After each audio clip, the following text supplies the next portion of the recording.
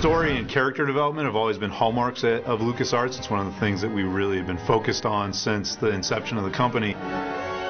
When we first started working on what would ultimately become The Force Unleashed, we wanted to be a continuation of the Star Wars saga. We wanted to be a new chapter in the Star Wars saga. And I felt very strongly that this time period between episodes 3 and 4 was very fertile. You've got the Emperor putting all of his plots in motion. Do what must be done. We've got Vader hunting down the last of the Jedi.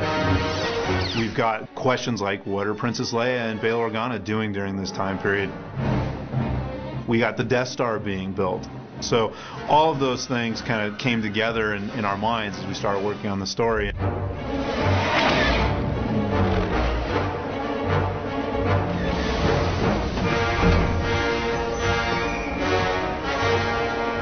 I think we all kind of recognized at some point that Vader has to be kind of the central focus of the story because, George made Vader the central focus of the entire saga. We kind of wanted to open the game with a bang and really wanted to get people's attention, and we allow you to start the beginning of the game as Vader. So the first thing that happens when the player picks up the control is Darth Vader arriving on Kashyyyk because he knows that there is a Jedi that the Wookiees are hiding. The Jedi, of course, puts up quite a fight and is really one of the first unleashed opponents that you face in the game. Vader senses something's a little bit off. He senses that there's somebody more powerful nearby. And so Vader just picks up his saber and he just goes to make the final blow, and then suddenly the saber gets pulled out of Darth Vader's hand, which we've never seen happen before. And Vader, of course, whips around. He looks down and he sees this little boy. When that happens and you realize it's just this kid, that's very powerful. Obviously, this child, the Force is really, really strong with them. It stops you. You're like, what is going to happen?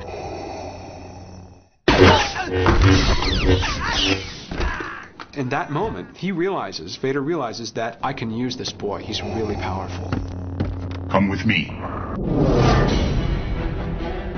So we transition to the future, many, many years. And this boy has now become Darth Vader's secret apprentice. Rise, my apprentice. And he's kind of doing these tests or trials for Vader. He's hunting Jedi and trying to prove himself to Vader. What is your will, my master? And so you playing Darth Vader's secret apprentice, that's where the story really takes off. The first mission that you undertake as Darth Vader's secret apprentice is to hunt down one of the last of the Jedi. He gets sent to a TIE fighter construction facility that's been taken over by a general named General Rom Koda. Vader tells him the Emperor can't ever know about you, so you need to kill everyone aboard. Kill Koda's men, but if you run into a stormtrooper, you kill them as well. And that's because you're Darth Vader's secret apprentice, and he really wants to drive that home.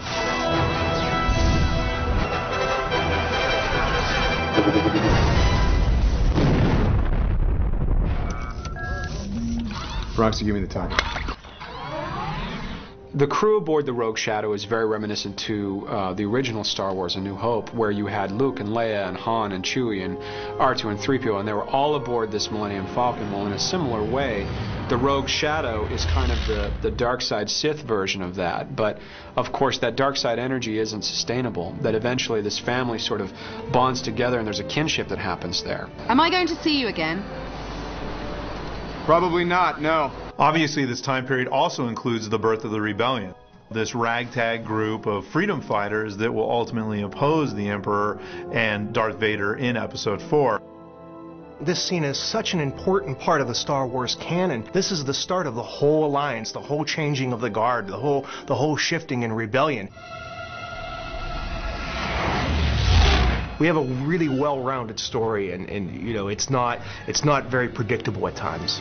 There's a lot of surprises. You may think you're going down one way, and you'll find yourself in another. And I think the character development and the choices that you make in the dark and light side will come across not only through the story, but the actions that you may take. everything we want to do is to kind of further the lore of Star Wars and to really make this a part of the saga. I think the story gives you new understanding about characters like Darth Vader and the Emperor, and new insight into the time period between Episode 3 and 4 as well. You can't wait to find out what's going to happen next.